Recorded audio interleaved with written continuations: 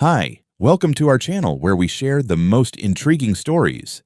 They came with smiles and golden letters, but behind the charm was a quiet war. When a ruthless HOA set its sights on Zach Hanley's family farm, they didn't expect resistance. But Zach isn't just a farmer, he's a former U.S. Marshal, and he's about to turn their land grab into a battlefield.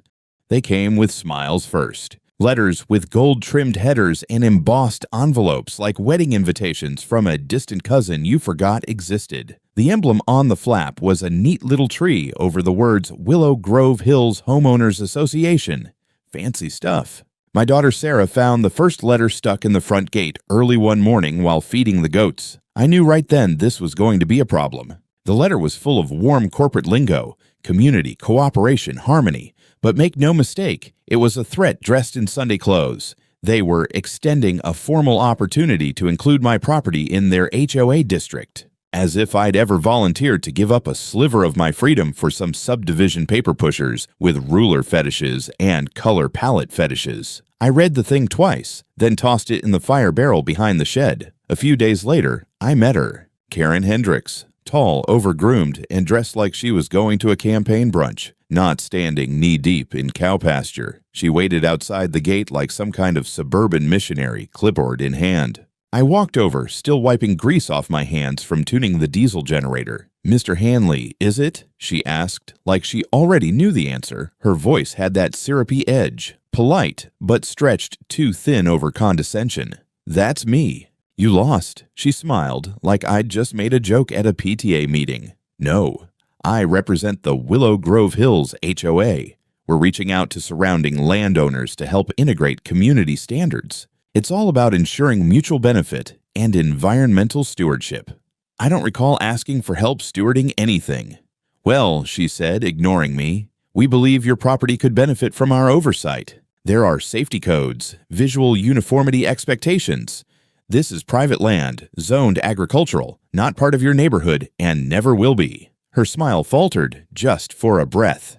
"With respect, boundaries can be flexible. We've had success assimilating." I raised a hand. "Ma'am, I don't care if you've assimilated Mars. This land's been in my family since the Spanish flu. I'm not joining your little gated utopia." Her eyes tightened just a hair, but she held the smile like a mask glued in place. "Very well. But do remember, Mr. Hanley, community interest has a way of growing." I didn't like how she said that. Like a fungus. I figured that would be the end of it. One stubborn old vet against some bored HOA queen. But I underestimated just how much free time petty tyrants have when they aren't chasing down mailbox violations. 2 weeks later, I got a certified envelope from the county. The Department of Environmental Oversight, a real thing apparently, had issued a preliminary notice of inspection on my farm. Claimed concerns had been raised about wastewater runoff, improperly stored pesticides, and the structural integrity of my equipment sheds. The hell? I called up Nate, my land attorney, and sent him scans. He called back laughing, not because it was funny, but because it was so obviously BS. "They're fishing, Zach. Someone's trying to trigger a code violation cascade. Let me guess. That HOA you told me about." Bingo. We drafted a formal response, denied any consent to inspection, cited the zoning laws, and requested proof of complaint origin, but I had a feeling that wouldn't be enough. The next morning, I spotted 2 men on the far side of my west field. One had a zoom lens camera the size of a small child, and the other was pretending not to be flying a drone. I drove the Polaris right up on them and asked what the hell they were doing. They claimed to be contracted environmental assessors. No ID, no permits, just matching polos and smug faces. I told them to pack it up before I called the sheriff.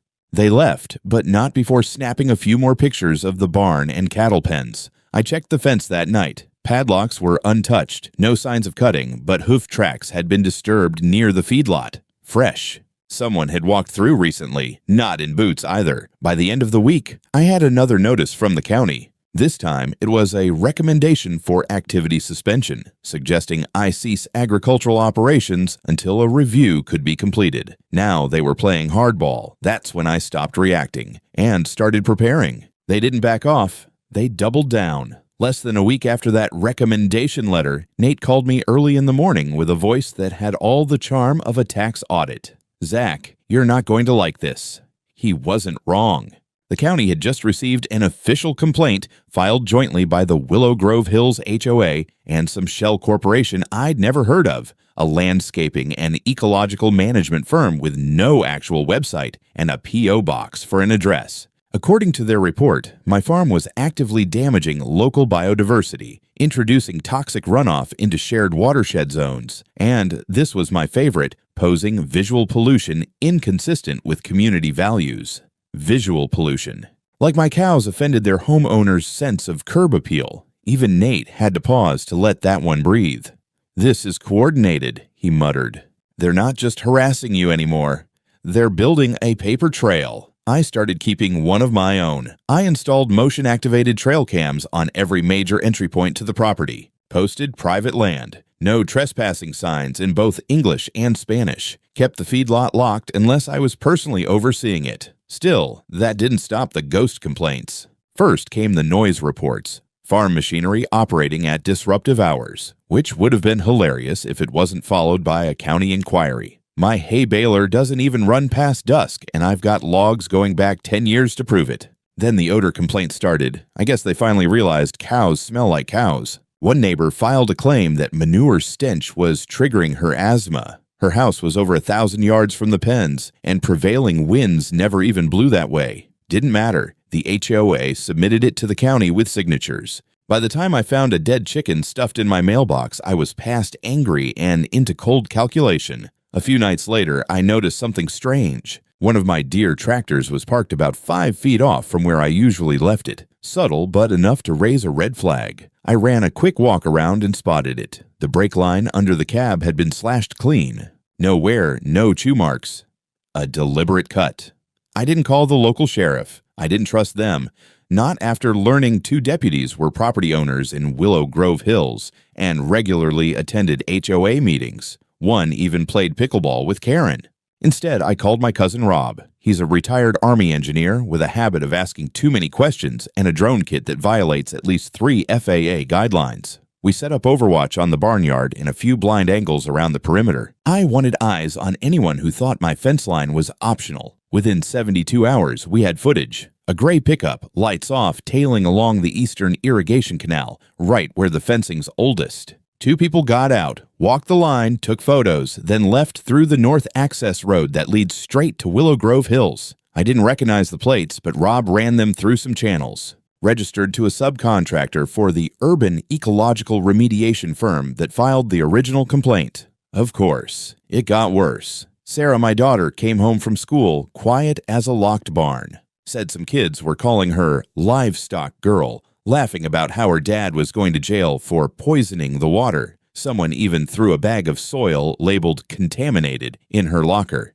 Kids can be cruel. Adults pretending to be kids? That's worse. That night, I sat on the porch watching the headlights come and go down the road, thinking how fast a peaceful life turns into a siege. I didn't say anything to Sarah, just handed her one of my notebooks and asked her to help me start documenting every incident. Names, times, license plates, everything. We were building a record. We were preparing for war. It was about this time I stopped thinking of them as neighbors and started thinking of them as a syndicate. They moved like one. The fake complaints, the coordinated sabotage, the public smear campaign. It wasn't spontaneous. It was a goddamn operation, so I started treating it like one. Rob set up a more advanced drone system, one that could patrol the perimeter at night and autolog activity. I used to watch sunsets with a glass of bourbon. Now I watched infrared feeds, cross-checking license plates like I was back on surveillance detail during my Marshall days. We started catching more than wildlife. Cars idling on the service road behind the chicken coops. A man standing on top of his SUV with binoculars scoping the ridge where my hay storage was. One night, someone tried to drill into the valve box that controlled my well pump, probably looking to stage a chemical leak. That's when I installed the magnetic sensors and started sleeping with my boots next to the bed. Karen had vanished from personal view, but her fingerprints were on everything. The HOA newsletter started including little educational notes about the dangers of unauthorized agricultural activity and runoff from outdated livestock management systems. They quoted county statutes out of context, like scripture. They even referenced pending investigations as if I were already indicted. I called Nate and asked him to file an official request with the county to release the complaint trail. Took 2 weeks, but it came back. 6 separate reports tied directly or indirectly to Willow Grove residents. 3 were signed off by an LLC that shared a mailbox with Karen's husband's construction company. Another by concerned mother of 3 who didn't exist in public records. I cross-referenced the names. Pure fiction. That's when Sarah came home shaking. She'd stayed late at school for FFA, and when she got to her bike, someone had slashed the tires. Not once, but twice. 2 clean cuts, front and back. On the seat was a note that just said, "Maybe Daddy should plant silence next year." I filed that one directly with the state police. Local law enforcement could rot. Enough was enough. A few nights later, I had a long call with Daryl, an old contact from my days in the Marshal Service. He's with the Department of Interior now, handles land use conflicts and federal boundary reviews. I gave him a rundown, kept it professional, but the edge in my voice wasn't hard to hear. "Zach," he said slowly, "you ever had that land resurveyed after your father passed?" "Not since I took it over." "Why?" "Because I've been hearing some chatter out of Fulton County. Rezoning applications, old plats being pulled, parcel numbers getting amended quietly. Someone's trying to redraw lines and they're not doing it clean." That froze me. The next day, I drove 2 counties over and pulled a copy of the Regional Development Archives myself. Took half the day, but what I found made my stomach turn. A recent proposal, filed 6 months ago, suggested extending the Willow Grove boundary to absorb non-conforming tracts, including what they called Parcel 16B, my land. They didn't even have the decency to use my name.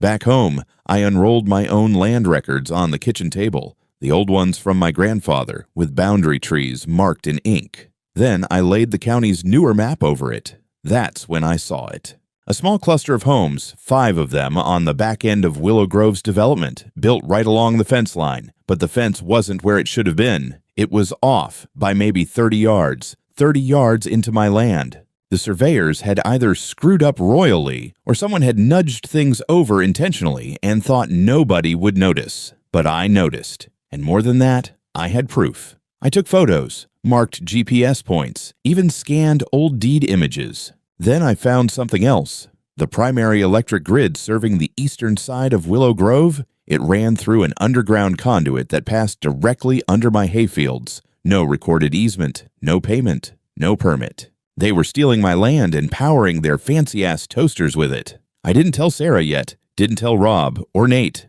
I needed more. I needed to be sure. But the game had changed. They weren't just trying to shut me down. They were trying to erase me. I spent the next 48 hours crawling through every inch of the back acreage. What I found confirmed what I already knew. 5 homes, neatly landscaped, all partially sitting on my land. Backyard decks, patios, even parts of 2 garages. It wasn't subtle. It wasn't debatable. It was theft in vinyl siding and concrete slabs. I didn't say a word. Didn't march over there with papers or start yelling across the fence. That would have tipped my hand. Instead, I called Nate and asked him one question. How airtight is a claim of encroachment if the original property boundaries are backed by generational title, physical landmarks, and no servitudes on record? His answer was music. As airtight as a sealed coffin in concrete, especially if the encroachment is active and ongoing. Zach, they screwed up. We got to work. First, I called in a private surveyor, one not from the local county, but a vetted guy out of Savannah who specialized in boundary disputes and had no ties to the HOA. He brought a full team. Over 3 days, they plotted every inch, dropped GPS markers, and confirmed it. Just under 1 acre of my land had been illegally built on. Then came the kicker. While inspecting the trench line that carried power cables to the eastern Willow Grove homes, the surveyors found that the conduit cut diagonally under my pasture. No right-of-way agreement, no registered easement, nada. They even brought a ground-penetrating scanner to verify the layout. That trench was dug without permission, and the utility company was never informed of the encroachment. I went quiet after that. I didn't respond to the latest HOA letter accusing me of failing to address ongoing public odor complaints. I didn't react to the flyer they mailed out to neighbors, calling my farm a known ecological risk zone.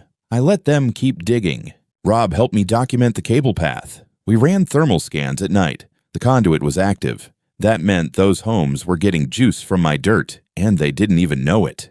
We also checked the water line. Turns out the HOA's emergency overflow route from their new stormwater basin curved around and drained through a natural ditch that exited right through my west pasture. Again, no permission, no record. They were literally dumping rainwater runoff from paved streets and fertilizers into my grazing fields. I took it all and sat with it. A week passed, then another. I kept feeding the cows, baling hay, rotating the crops like nothing was happening. But under the surface, I was building a bomb. I had Nate draft preliminary legal notices, not lawsuits yet, just formal letters of inquiry and demands for documentation. We sent them certified, every last one. One to the HOA board, one to Karen directly, one to the power company, and one to the county engineer. Each letter included a precise listing of the violations, with attached coordinates, photographs, and references to property law. Just enough to make lawyers start sweating. I gave them 7 days to respond. None of them did. Not one. That's when I sent the second round. This time, they weren't letters. They were ultimatums. To Karen, I wrote, "You have illegally constructed residences on private property without purchase, lease, or servitude. You have installed infrastructure beneath my land and utilized my resources without consent. You have until the end of the month to initiate complete removal or negotiate lawful compensation. Otherwise, I will pursue immediate injunctive relief and demand structural removal through the courts. To the residents of the 5 homes, your properties are in violation of property encroachment law. You may be unwitting victims of development fraud. I urge you to review your property deeds and contact independent legal counsel. And to the power company, you are operating infrastructure on private land without authorization. Cease transmission through this conduit or face legal action for trespass and theft of services." I didn't get silence this time. Karen's lawyer sent a half-baked response claiming I had misunderstood historical boundaries. It was a deflection, weak and panicked. One of the homeowners knocked on my gate, polite, nervous, wanting to know if it was true. And I kept my smile tight because now they were on the defensive. Karen didn't come herself. Of course not. She sent a new lawyer, some smooth-chinned bulldog in a tailored suit who looked like he billed by the syllable. His letter arrived by courier, and it came with attachments, aerial images, a crudely annotated map, and, the real gem, a photocopy of what they claimed was a supplemental annexation agreement dated 12 years ago. According to this fantasy novel, my land, specifically Parcel 16B, had been mistakenly excluded from Willow Grove Hills during an administrative oversight. The document claimed that my late father had agreed to join the HOA voluntarily, but the records were temporarily misplaced due to a clerical issue. How convenient. Nate nearly choked laughing when he saw it. "This isn't a legal defense," he said. "This is a tantrum in legalese." I wasn't laughing, not because I believed it, I didn't, but because they thought I might. They thought I'd be dumb enough to flinch, and worse, they thought I'd roll over. I called Daryl. He didn't even wait for me to explain. "Zach, we've seen that move before. Manufactured annexations, false service documents, retroactive plat overlays. It's dirty zoning politics 101. I'll run it up the chain." In the meantime, I brought in the heavy artillery, Claudia Vance, a federal land use investigator and a former prosecutor who'd made her name busting corrupt planning boards in Arizona and Nevada. Daryl pulled a favor. Within 48 hours, she was in my kitchen, boots still dusty from the airport tarmac, already reading through the HOA documents with a look on her face like she smelled something dead. "Zach," she said, flipping through pages with latex gloves, "this contract is fake. Not bad, but fake. Fonts are wrong. The notary stamp is expired. This signature," she held it up, "your dad's name misspelled." I froze. "Say that again." She pointed. "Look here, it says Raymond Henley, with an E, not Hanley. Classic forgery slip. That was all I needed." Nate filed a formal counterclaim in state court. Fraud, forgery, attempted land seizure, utility theft, and illegal construction.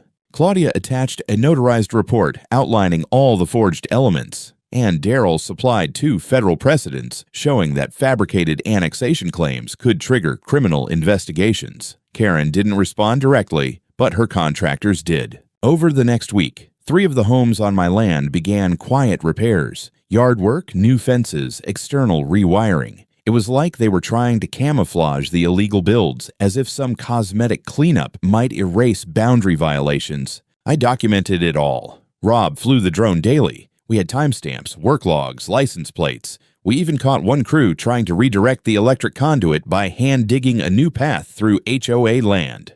No permits, no clue. That was the final nail. We filed for emergency injunctive relief. The court issued a hearing date within 72 hours. Karen's lawyer tried to delay it, citing jurisdictional ambiguity. Judge didn't buy it. We walked in with a cart full of evidence and walked out with a signed court order. No further construction, no tampering with utilities, no trespassing, and a pending decision on mandatory disconnection. But Karen wasn't done. She filed her own motion, a counterclaim asserting that my land had always been intended as part of Willow Grove Hills and that my exclusion was the result of systematic registration failures. She brought a new map, this one from a civil engineering firm in Alabama that showed my borders as part of the HOA, shaded in pink like some goddamn land grab game. They even had a fake letter from a former county clerk confirming the oversight. Too bad that clerk had died 6 years ago.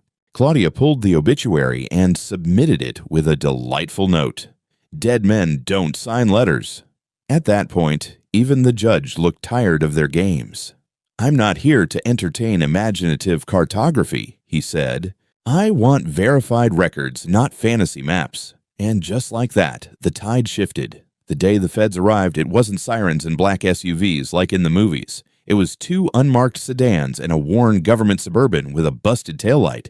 Low profile, high impact. Claudia brought 2 agents from the Office of the Inspector General and a compliance auditor from the Department of Energy. Their mission was clear: follow the wires, follow the permits, and follow the money. Within hours, they found what we'd suspected all along. The power conduit didn't just pass through my land illegally. It had been connected during a project billed as HOA lighting infrastructure improvement, with federal green energy grants pocketed along the way. The application for the grant listed the cable path as existing municipal easement. A blatant lie. That opened a whole new front. They started pulling HOA budgets, developer records, utility bills, grant documents. And with each file, a new layer of rot peeled back. Karen hadn't just overstepped, she'd orchestrated a symphony of fraud. The HOA had applied for 3 separate infrastructure grants, each claiming expansion onto unified community land. The problem? That land included mine, and a few parcels that didn't belong to them at all. Then came the kicker. One of the county engineers had signed off on those grant applications. Same guy who approved the building permits for the 5 houses currently squatting on my back acres. Guess who his brother-in-law was? Yep. The owner of the same urban ecological remediation firm that filed the original environmental complaint against me. You couldn't make this shit up. While the feds dug through paperwork, I kept gathering the local dirt. Rob had set up new cameras along the southern perimeter, near the stormwater runoff. That's when we caught them red-handed. HOA workers pumping overflow water from the community's retention pond through a buried hose and out into the lowlands of my grazing fields. All this while still claiming in court they had no functional reliance on my property. We brought that footage straight to Claudia. The next morning, subpoenas hit 4 addresses: Karen's home, the HOA office, the contractor's warehouse, and the engineer's planning office. I wasn't invited to the raids, but Rob said it best. You know it's serious when they bring box trucks and wear gloves. Sarah watched the news reports like it was a Netflix series. She'd been quiet lately, staying up late, working on something. Turns out she was making a short documentary on everything. Footage from our cameras, aerial drone views, even clips of old town hall meetings where Karen lied through her teeth. She posted it on TikTok with a caption that read, "How my dad's farm almost got stolen by HOA mafia." Within 2 days, it went viral. I don't mean local viral, I mean national. 70,000 shares, 500,000 likes.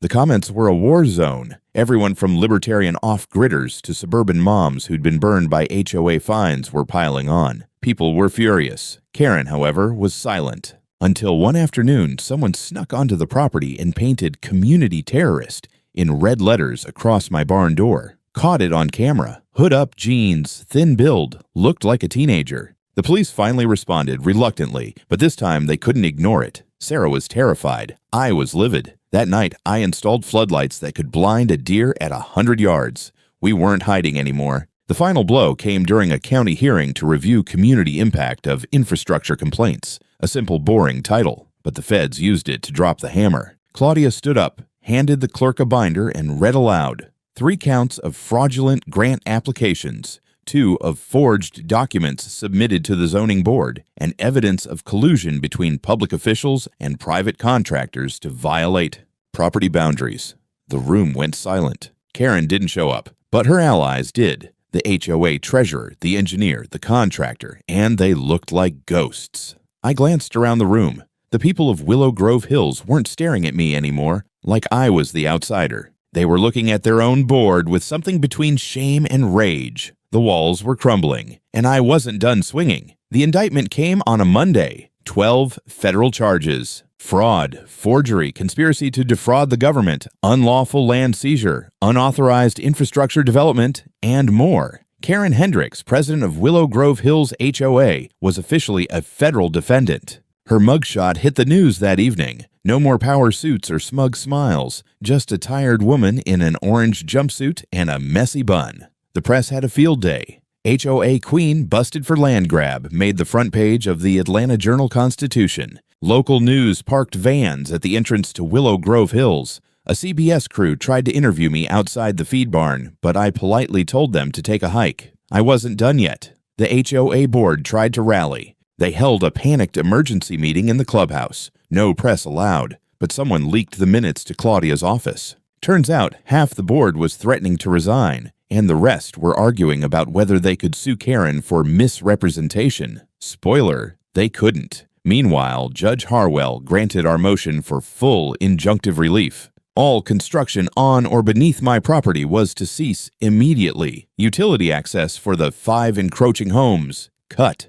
Water runoff blocked. The court even gave me permission to reclaim the land physically, which meant I could, if I wanted, dig up their power conduit like a damn tree root. Nate suggested caution, but I wanted the message to be unmistakable, so I hired a crew. On a windy Wednesday morning, under full compliance supervision, we excavated the main power line running from the HOA into my land. Cameras rolled. Rob flew the drone overhead. When the cables were exposed, I personally clipped them. Within seconds, lights went out across 5 homes. I left a polite note. You've been disconnected. Contact your HOA. They called me every name in the book. One guy threatened to sue. Another tried to say his kids needed power for medical equipment. I handed him a generator and said he should bill Karen. 2 families left that week. Then came the real show. We filed a motion to seize and liquidate the encroaching homes, citing criminal construction, trespass, and lack of legal foundation. The court agreed to a preliminary forfeiture process. Within 30 days, unless someone could prove legal ownership with valid title and land use permits, the homes would be condemned and auctioned. One of the residents tried to sell on Zillow. The listing stayed up for 4 hours before Nate had it pulled with a cease and desist. The property description had the nerve to call it a rustic homestead near open pasture. Karen, meanwhile, was denied bail. Claudia's investigation kept turning up new dirt. Backdoor deals, kickbacks from the contractor, even emails where Karen referred to my farm as dead weight waiting to be developed. The woman had been planning this for years. She saw my land not as a legacy, but as her next suburban trophy. I went back to the barn that night and sat in silence. Sarah came in, sat next to me on the hay bale. She didn't say anything. She didn't have to. We were winning. Not because we were loud or rich or politically connected, but because we were right, and we had proof. The auction was quiet. No signs, no big crowds, just a courthouse clerk reading addresses into a recorder while a few suited bidders scribbled notes. The 5 homes that once stood proudly on my land sold off one by one, 3 to an investor group from Savannah, 1 to a church, and the last to my daughter. Sarah walked into that bidding room with a cashier's check and a plan. She didn't even tell me she was going to do it. Said later it was her way of making something good out of the mess. If they were going to steal our land, she told me, we might as well turn it into something worth keeping. That last house, the one closest to the ridge, became a rescue shelter, a non-profit animal sanctuary.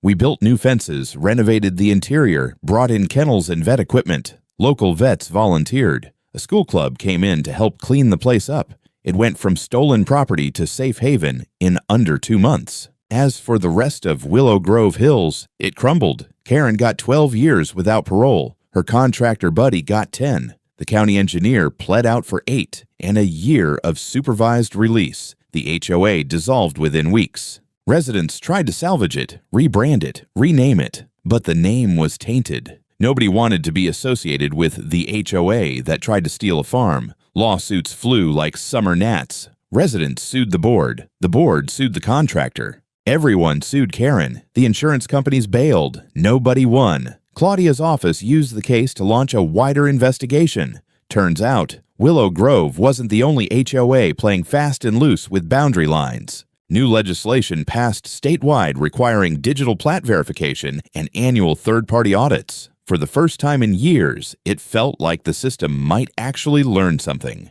Meanwhile, my farm grew. I used the settlement money to build 4 new cabins down by the stream, all reclaimed wood, solar-powered, stocked with local produce. We launched an agritourism program. City folks could come out for a weekend, learn to milk a goat, bale hay, or just sit by the fire and remember what real quiet sounded like. We called it Liberty Pastures. No gates, no signs, no HOA. One afternoon, I replaced the old road sign at the entrance, painted the letters myself, the way my grandfather used to. Private farm, entry by invite, HOA-free zone, forever. Sometimes folks stop to take pictures of it. Sometimes they just nod and keep driving. I don't mind either way.